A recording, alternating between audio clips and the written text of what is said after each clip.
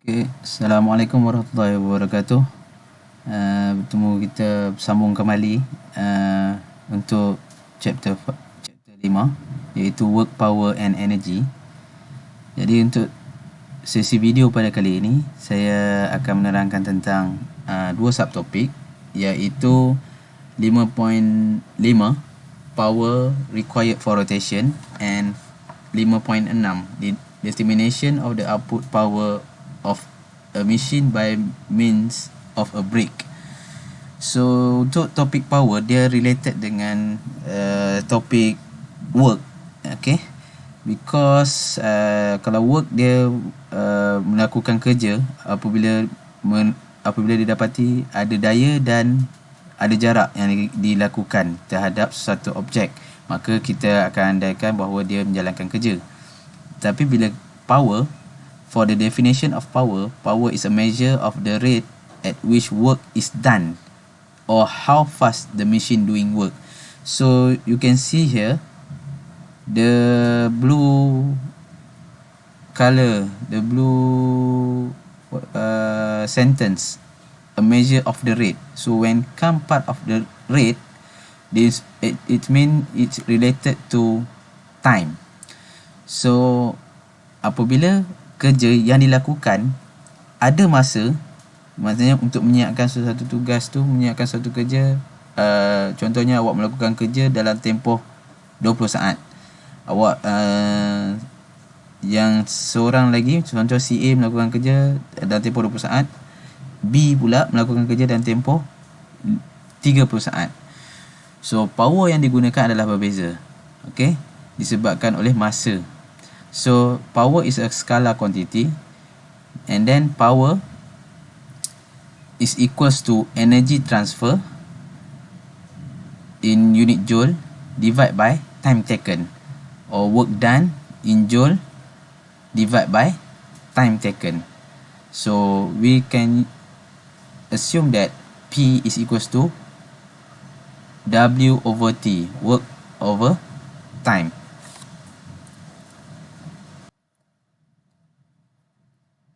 So the unit power of power are watts. Okay, kita gunakan unit power dia adalah dalam unit watt. So W besar lah. So W ni bukannya work, unit watt. So 1 watt ataupun kita tulis watt lah, W-A-T-T. 1 watt is equals to 1 joule per second. So 1 kilowatt kW is equals to 1000 watt. Megawatt MW is equals to 1 multiplied by 10 power of 6 watt. So this is the power.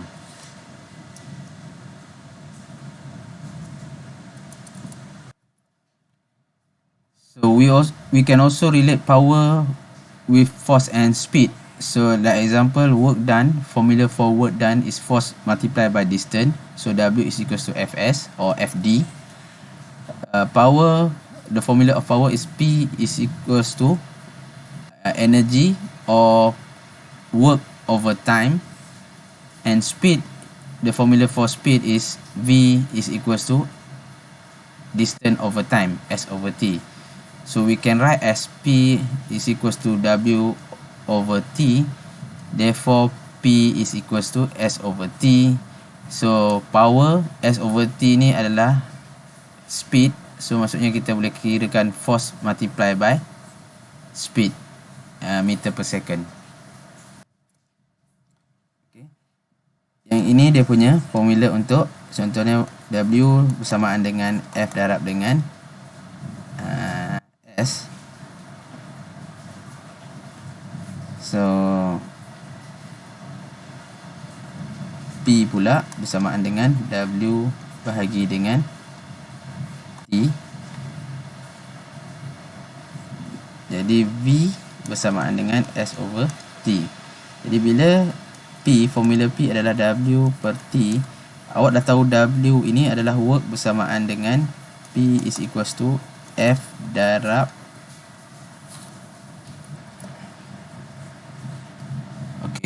so P adalah bersamaan dengan F darab dengan S ganti sebab kita dah tukarkan W work ni. Work adalah F darab S. So kita gantikan W dengan F darab S, so S over T. Jadi dekat sini, okey, dekat sini boleh letakkan sebagai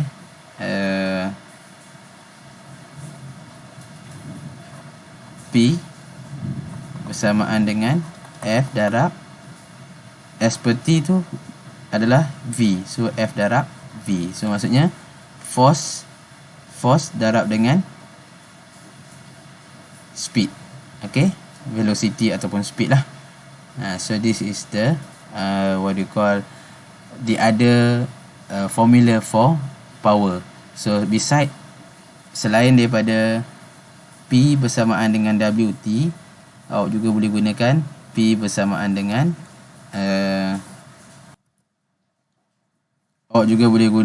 P bersamaan dengan F darab V. So ada dua formula lah untuk power selain daripada P is equals to W over T. W tu work lah. Okay, so the next is to look at the example. Kita tengok contoh. A motor vehicle hauls a trailer at 75 km per hour when exerting a steady pull of 800 Newton. Calculate work done in 20 minutes in megajoule and kilowatt hour. So dia mestilah dalam keadaan unit dia work tu dalam megajoule dengan kilowatt hour. Kalau dalam masa sejam, dia menggunakan 800 Newton, okey, ataupun dia akan bergerak 75 km per hour dalam masa sejam. So kita dah tahu bahawa formula untuk work adalah W is equals to F darab S. Okey, S tu ataupun D lah, distance. F darab S ataupun F darab D, mana-manalah awak boleh gunakan. Yang pastinya S dengan D tu adalah nilai yang sama. Maksud yang sama, distance ataupun jarak lah. So and then B, the power required. Kena cari work dulu. Jadi bila kita tengok distance adalah kita punya V bersamaan dengan S over T, okey, ataupun D over T. Jadi bila kita S 70 km per hour bersamaan dengan what do you call bersamaan dengan S ataupun D, distance, per dengan T. So T dengan dia punya velocity dia dah beri.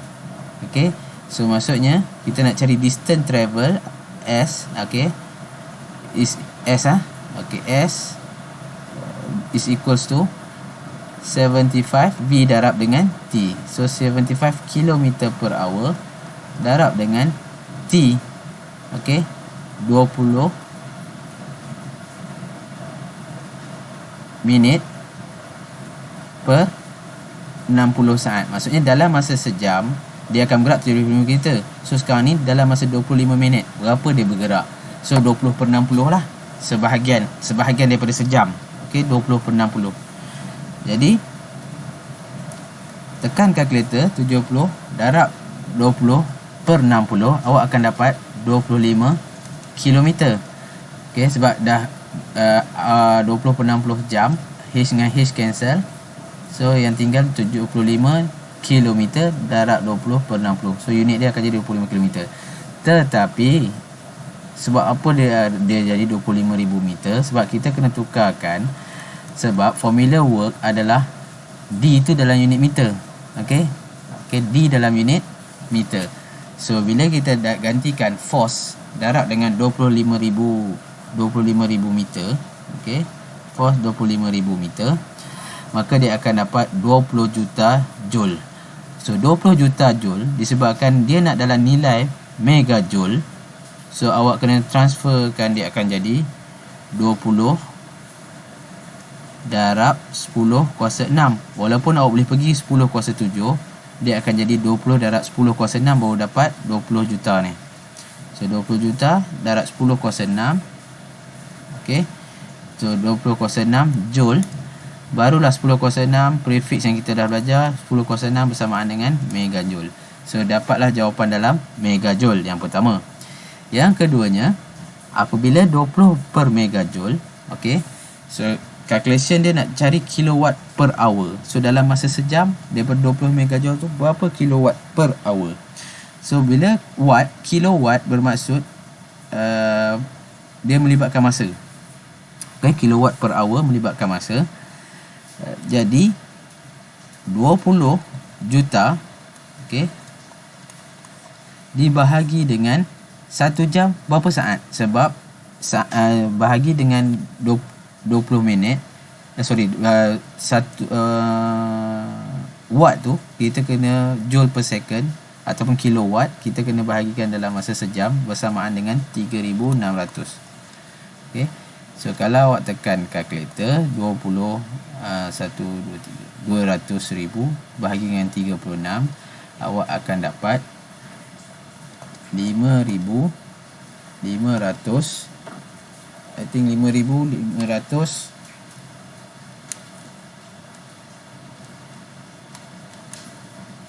okey, 5,555.556 watt hour. Okey, kilowatt watt hour.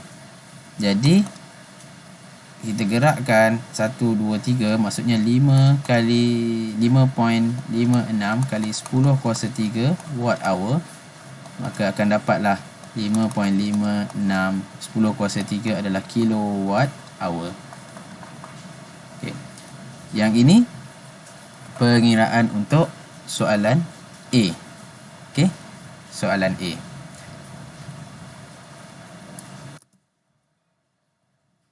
Okay, for question B, the power required. So sekarang ni work adalah 20,000 ataupun 20 juta joule. So work divide by time. Time yang ini untuk sejam, 5.56 kilowatt hour sejam. Tapi untuk masa 20 minit, the power required for 20 minutes. So 20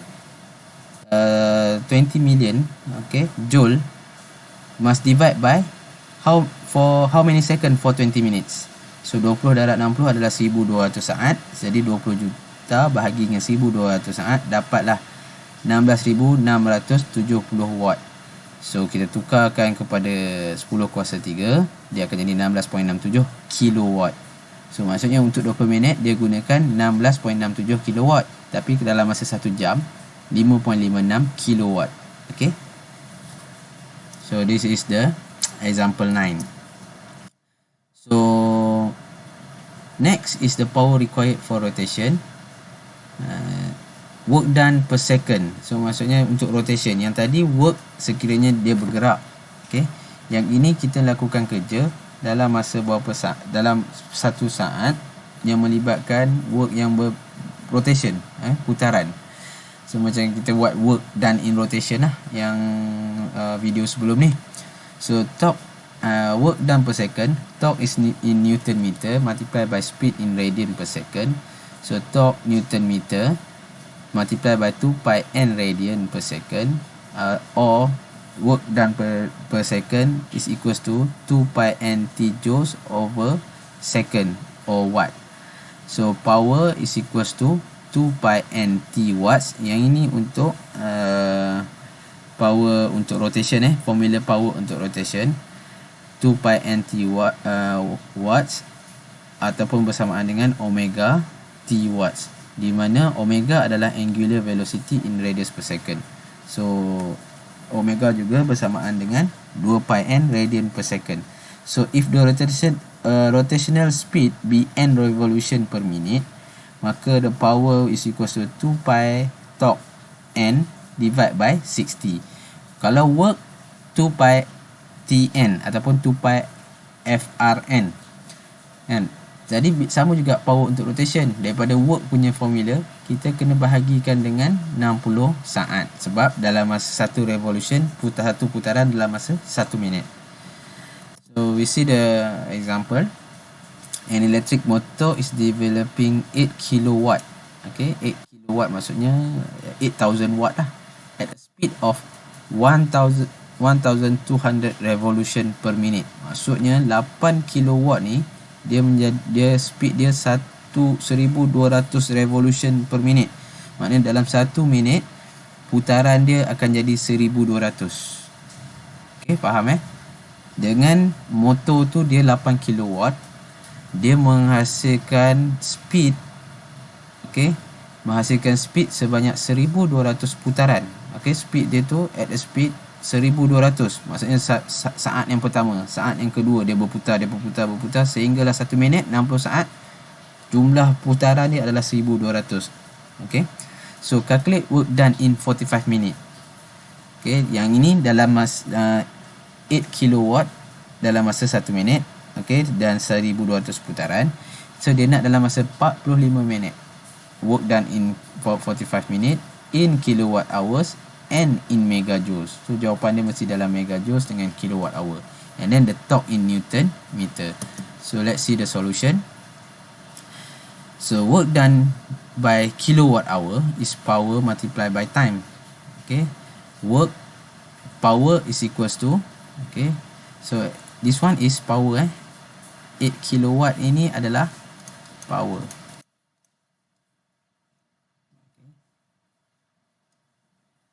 So P is equals to W over T, work over time. So W is equals to P multiplied by T, power multiplied by time, this one.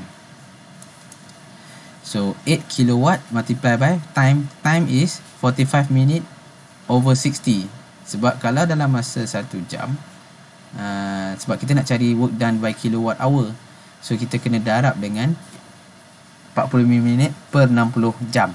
45 minit sebab 1 jam bersamaan dengan 60 minit, jadi 45 per 60. So 8 multiplied by 45 divided by 60, you will get 6 kilowatt hour. So this one in kilowatt hour. So work done by m joule, since 6 kilowatt hour, so 6 multiplied by 3.6 mj.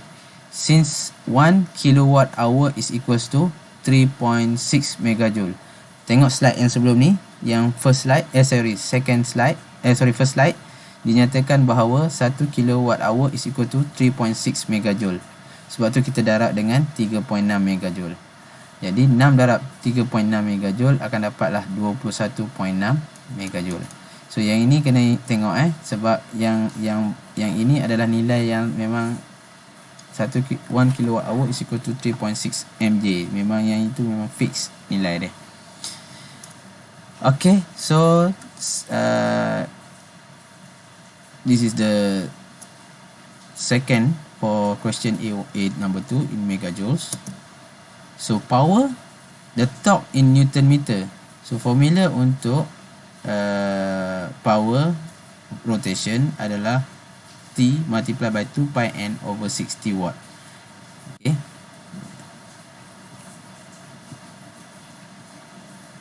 P is equals to 2 pi n over 60 watt. P is equals to 2 pi n over 60 watt.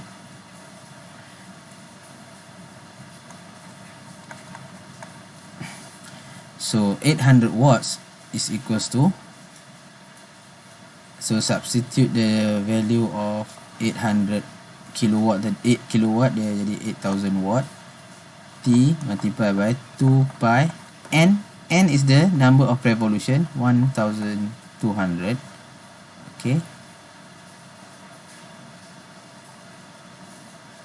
Divide by 60.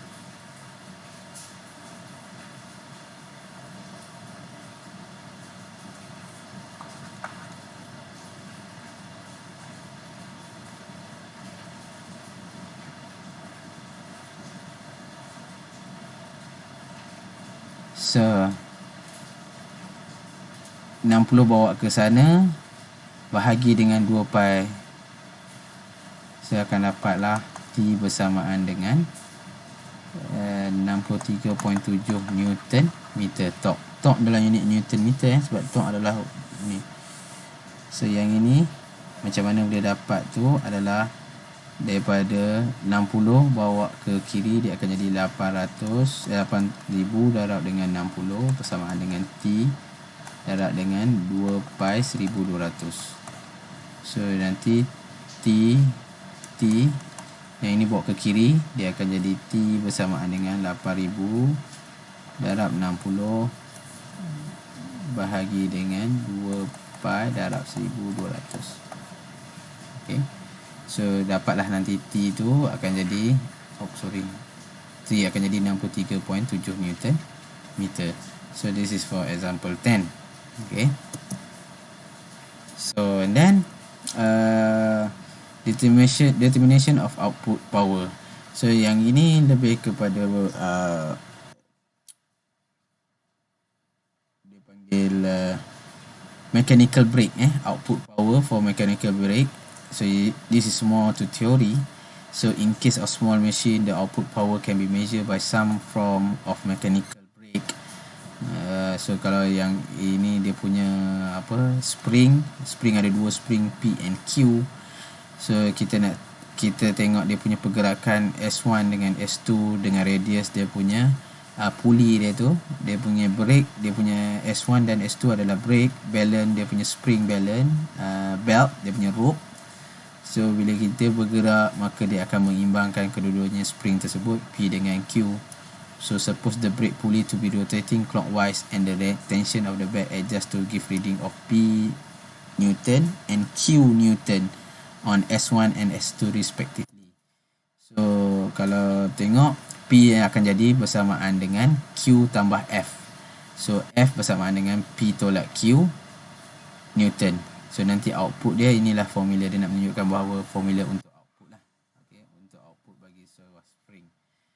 Okay, yang ini awak boleh baca nanti. So dah habis berkenaan dengan 5.5 dan 5.6 subtopik untuk hari ini.